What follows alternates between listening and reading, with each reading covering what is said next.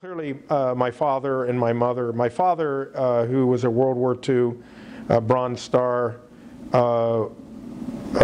recipient, he was the commander of a segregated company, which was, very ironic. My mother's a survivor, and how she lived her life post her Holocaust, which of course I'd be familiar with, was where she allowed, for her the Holocaust wasn't, it was defining, but it wasn't definitive. So many survivors, that experience is just, it's the epicenter around which they live their lives, and logically so, but for my mom it wasn't that. She had a great deal of equanimity.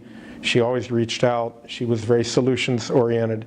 She never really was bitter about what she should have been bitter about, even though she lost her entire family. So I think clearly my parents, from that viewpoint, my father never really talked about what happened during World War II, and that's, as some people pointed out, with the greatest generation, they never really talked about that's what made them the greatest generation. So I think those two individuals very clearly. I had an undergraduate professor, Ron Stupak, who was a genius, but also he knew how to live life in an appropriate way. He's definitely a role model. From